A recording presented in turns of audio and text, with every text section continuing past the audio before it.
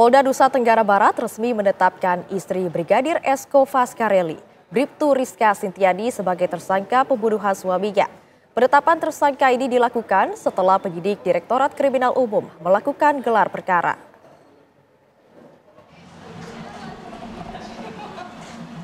Bribtu Rizka Sintiani ditetapkan sebagai tersangka pembunuhan Brigadir Esko Faskareli yang tak lain adalah suaminya sendiri. Penetapan status tersangka ini dilakukan setelah Kepolisian Daerah Nusa Tenggara Barat melalui Direktorat Kriminal Umum melakukan gelar perkara bersama Polres Lombok Barat.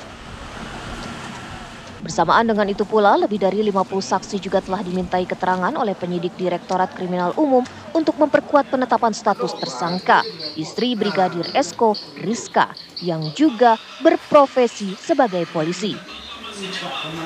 Penyidik juga melakukan upaya memperkuat alat bukti yang disertakan untuk menjerat Rizka Sintiani, istri korban Brigadir Esko, sehingga dapat menguatkan rangkaian fakta yang logis. Teman-teman dari Polres Lombok Barat yang kemudian mendapatkan asistensi dan backup dari Ditreskrimum masih dalam proses penyidikan. Seperti yang disampaikan Pak Kabid Humas, mohon doa saja rekan-rekan. Ini mereka luar biasa bekerja tanpa henti untuk memastikan supaya alat bukti yang ada itu memiliki nilai dan valid. Kematian Brigadir Esko sempat menggegerkan publik lantaran jenazahnya ditemukan di kebun belakang rumahnya di Desa Jembatan Gantung, Lombok Barat. Saat ditemukan, kondisi jenazah sudah membusuk dengan leher terikat tali, serta adanya tanda kekerasan di sejumlah bagian tubuh.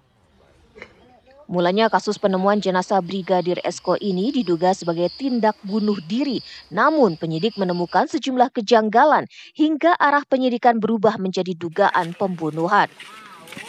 Meski telah menetapkan tersangka, hingga kini penyidik masih terus berupaya mengungkap motif di balik pembunuhan tersebut. Dari Mataram, Nusa Tenggara Barat, Herman Zuhdi, TV One mengabarkan. Bribtu Rizka Sintiani ditetapkan sebagai tersangka pembunuhan Brigadir Esko Faskareli yang tak lain adalah suaminya sendiri.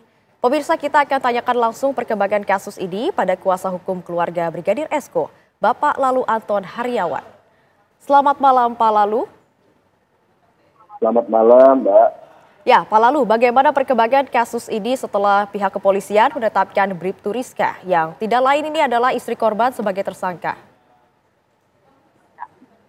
Alhamdulillah, kami selaku kuasa hukum mengapresiasi apa yang dilakukan Polres Lombok Barat dengan Polda NTB di Ditreskrimumnya, ketiganya kami apresiasi itu. Akan tetapi kami meminta kepada gabungan tim Satreskrim Polres Lombok Barat beserta Polda NTB, bukan hanya kepada si R saja karena dari hasil otopsi meninggalnya almarhum ini kan akibat pukulan benda tumpul di belakang kepala dan juga ada sayatan benda tajam di tangan kiri, Pak. Maka kami dengan pihak keluarga menilai tidak mungkin seorang wanita yang tersangka ini, R ini, tidak mungkin pelakunya tunggal, Pak. Kami meminta kepada penyidik tidak hanya henti kepada R, gitu Mbak. Dan juga kemarin saat dilakukannya gelar perkara, kami meminta kepada penyidik kan menetapkan yang bersangkutan sebagai tersangka itu kan pembunuhan berencana 340, kami apresiasi itu, kami sepakat dijuntukan dengan pasal 351 ayat 3. Kami meminta penyidik menjuntukan pasal 354. Kenapa? Karena pasal 351 ayat 3 itu kan ancaman pidananya hanya 7 tahun. Di mana unsur-unsurnya adalah tidak ada niat. Sedangkan dengan sadisnya pembunuhan Brigadir Esko ini, sudah terang benderang kami lihat memang sudah ada niat, di mana di mana dari letak ditemukannya jenazah, baik sengaja digantung, sayatan dan lain sebagainya, tidak mungkin seorang R ini, seorang wanita, mampu melakukan itu seorang diri, Mbak. Ya, Pak Lalu, Ya, Pak, lalu pada saat Bribtu Rizka Sitiani ini ditetapkan sebagai tersangka, apakah dari pihak keluarga sendiri ada penjelasan mengenai bagaimana hubungan rumah tangga antara korban dan juga pelaku ini? Hubungan rumah tangga antara korban dan pelaku ini baik-baik saja, Mbak. Baik-baik saja, menurut keterangan dari keluarga. Bahkan beberapa hari sebelum hilangnya Brigadir Esko, pada hari Selasa tanggal 19 ya, 19 Agustus hilangnya Brigadir Esko itu ada beberapa postingan di media sosial si istri.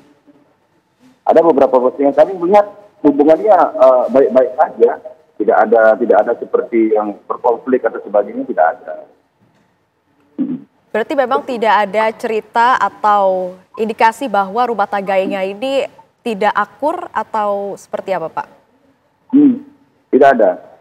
Akan tetapi ada beberapa saksi yang memberikan keterangan kepada keluarga bahwa pernah mendengar terjadinya keributan, Pak. Terjadinya keributan, akan tapi dianggap itu adalah hal yang biasa, itu keributan biasa antara istri dan suami. Baik, kami akan tunggu update dari kasus ini. Semoga ada titik terang dari kasus ini ya, Pak. Terima kasih banyak Pak Lalu Anton atas waktu dan juga kesediaannya untuk berdialog di Kabar Utama. Terima kasih, selamat malam Pak.